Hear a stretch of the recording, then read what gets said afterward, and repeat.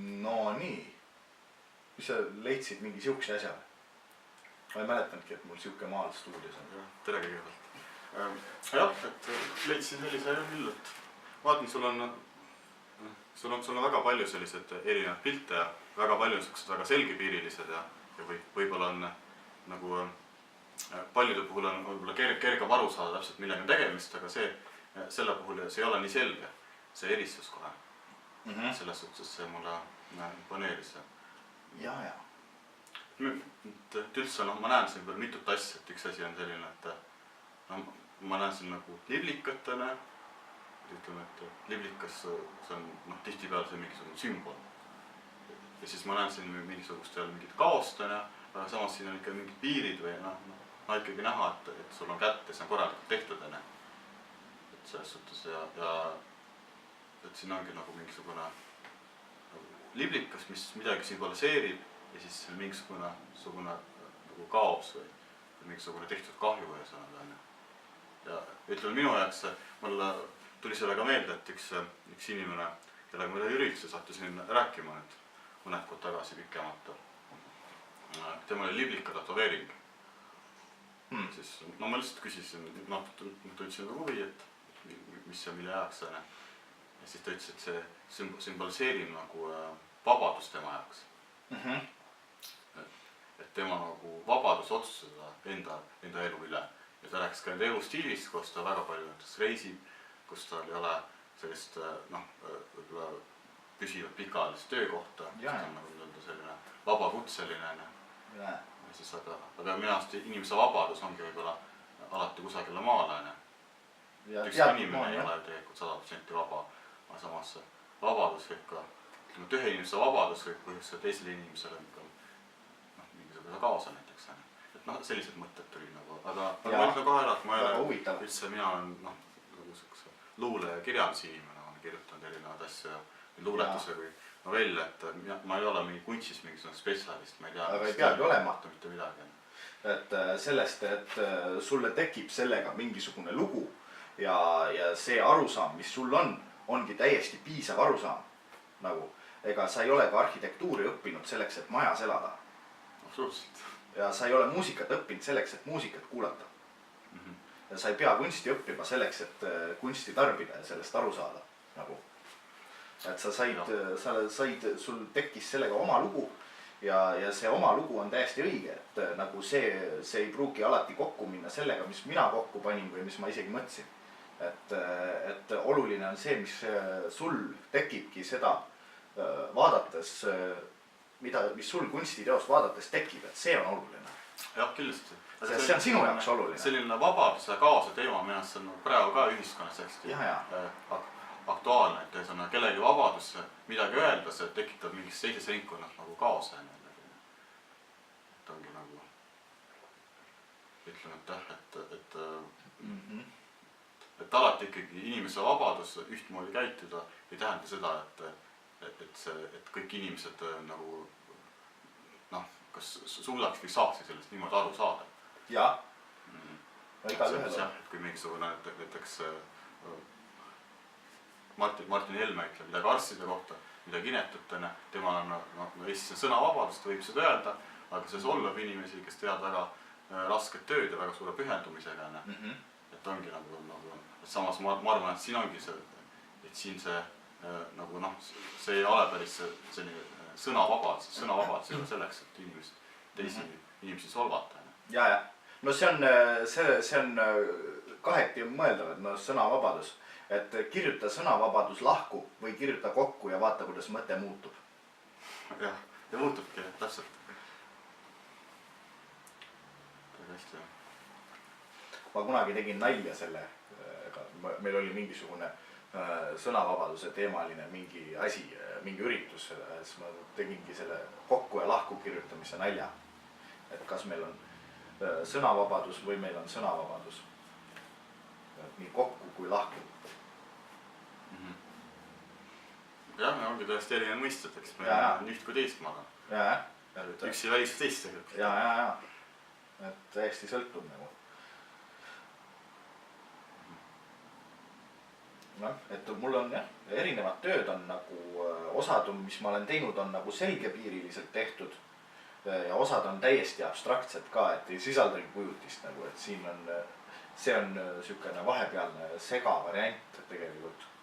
Et ma ei plaaninud seda selliseks teha, ta ise nagu arenes selliseks, et ma lisasin midagi, see vahepeal seisis natuke aega, siis ma lisasin midagi juurde.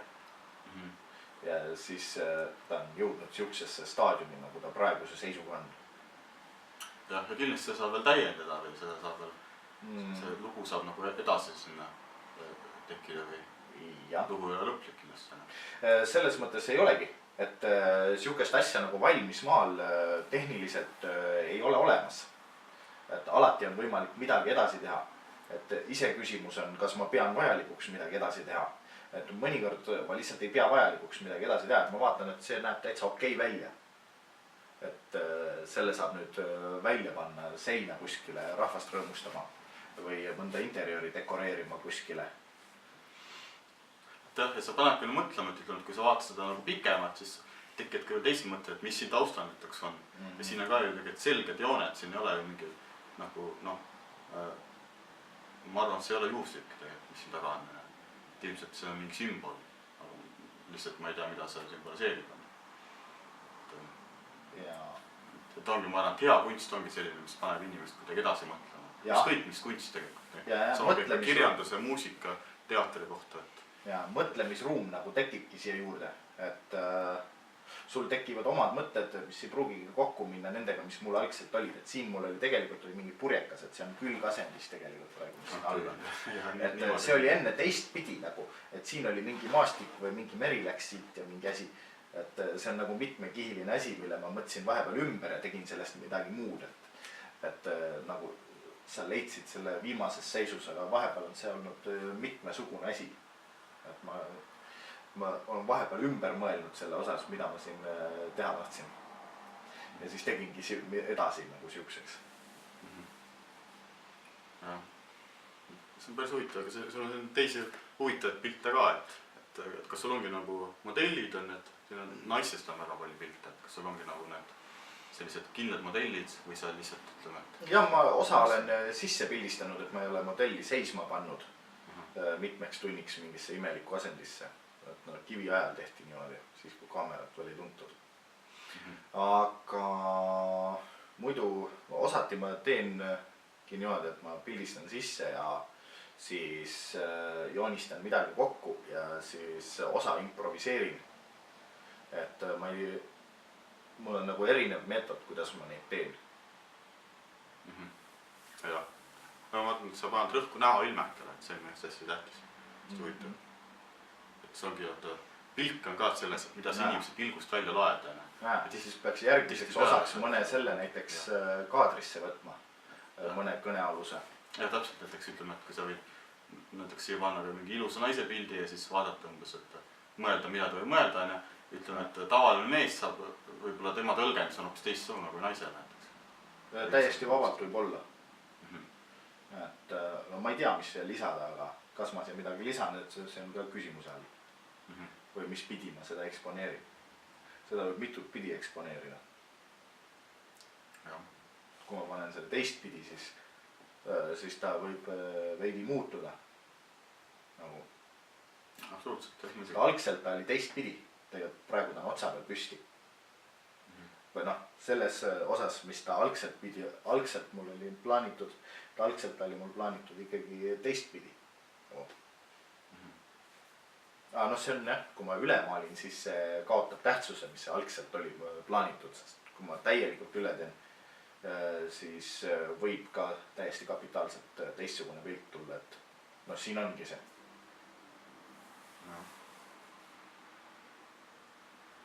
Ma isegi ei mäleta kõiki asju, mis siin all olid. Vähemalt 3 erinevat maali on siin all. Või 3 erinevat kombinatsiooni. Tegelikult see ei ole päris maal, see on kollaaž ka, et siin on osad asjad on kleebitud sisse. Et siin on veel kleebitud paberit vahel. Ja millest see kleebimine on väga huvitav. Et osa töid mul ongi siuksed, et ma kleebingi kokku. Lõikan igasugused värvilisest paberist midagi välja ja siis kleebin sellest midagi muud kokku. see on huvitav küll. Sa oled sellised tellimustööd ka nagu teinud, et keegi umbes, et tellib mingi sündmuseks, mingi maali kinnituseks? No tähendab otseselt oleneb tellimusest. Et kui keegi tahab midagi väga spetsiifilist, siis ma ei tee tellimusi. Et ma ei tee kellegi teise instruktsioonide kohaselt, et ma maalin asju välja ainult enda fantaasiast. Et kui keegi soovib tellida, siis ta juba peab eelnevalt nõustuma sellega, et ta saab ainult seda, mis minu fantaasiast tuleb. Okei, kui kellelgi on vaja näiteks 2 meetrit pikka ja meeter kõrget, aga kõik see, mille ma maalin, on minu välja mõelda, siis see on okei tellimus. Et seda ma saan nagu teha. Et kui ma ise välja mõtlen, mida ma teen, ainult siis ma saan tellimuse täita. Kui keegi ütleb mulle täpselt ette, et selle värviga, selles mõõdus kujutad seda ja siis selline tool juurde ja et keegi hakkab nagu täpselt ette lugema, siis mitte kunagi. Ma ei saa ennast isegi käima siis selle teostamiseks. Et sellega on tellimine on väga problemaatiline teema. Ainult siis, kui mina saan tellimuse täielikult välja mõelda, kuidas seda teha. Et instruktsioonide kohaselt, kellegi instruktsioonide järgi ma ei joonista kokku, mida tal vaja on, vaid ainult seda, mida mina välja mõtlen. Et niimoodi see töötab. No muidu seab liiga kindlad piirid ja siis tulemus ei ole. Noh, sisuliselt analoogia, mida ma kasutan, on bändid. Näiteks minul on teatud arv maale, teoseid. Ja bändil on teatud arv lugusid. Ja kui mina maalin uue maali, siis minu maalide valikusse lisandub 1 maal.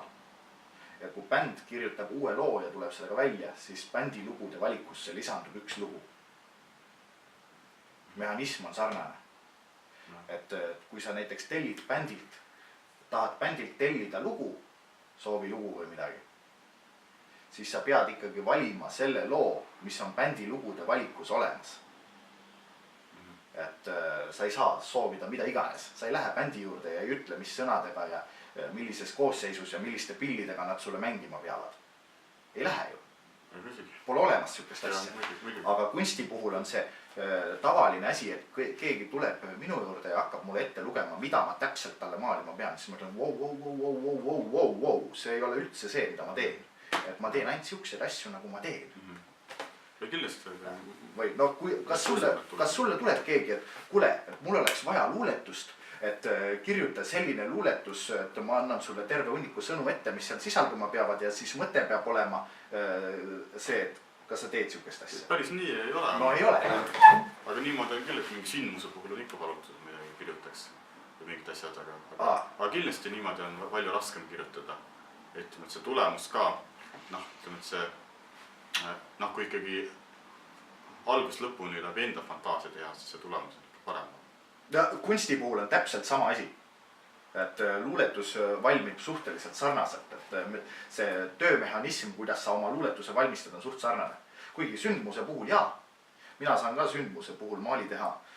Näiteks kui terve see maali sisu on minu välja mõelda. Et mul ei ole ette antud spetsiifiliselt midagi. Et kui midagi spetsiifilist mulle ette antakse, siis sellega ma ei suuda töötada. Jah, täitsa mõistan jah, aga ongi need inimeste arusaamad on ikkagi erinevad, et ütleme, et kusagil tuleb mingisugune rikas ettevõtja, tema naisena sünnipäev ja tema ütleb, et raha pole probleem, peab olema selline. Siis ongi, tal on võib-olla raske mõista enne seda. Ei tea, sest tegelikult seal võib olla täiesti vastupidi. Et näiteks mõni inimene, kes ongi rikas ettevõtja ja ta on juba kunstikoguja või midagi sellist, siis ta juba saab aru, kuidas kunst üldse valmib. Ja siis ta tulebki kohale ja valib midagi välja.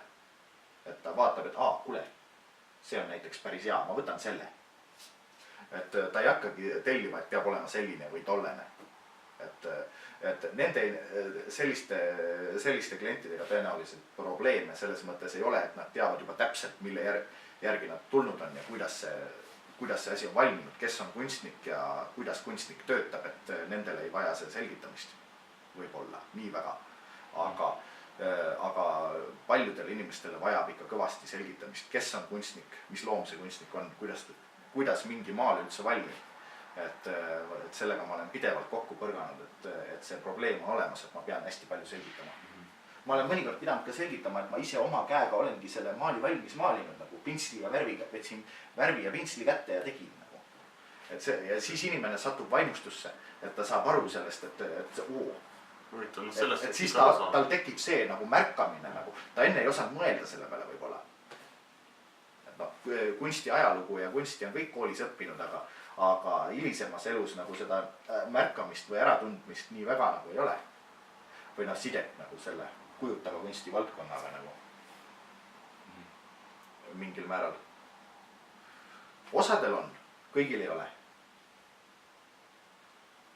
Jah, kindlasti, aga ma arvan, et sellest võiks ikka inimene saada aru, et pintsliga tehakse maale, kes on koolis käinud. Ja, aga kui ma seletan selle lahti, siis tal jõuab see võib-olla kohale, et niimoodi, et ma olen mingisuguse pildiga, panen seda seina, siis võib-olla see ei jõua kohale, kui ma seda seletama ei hakka. Nagu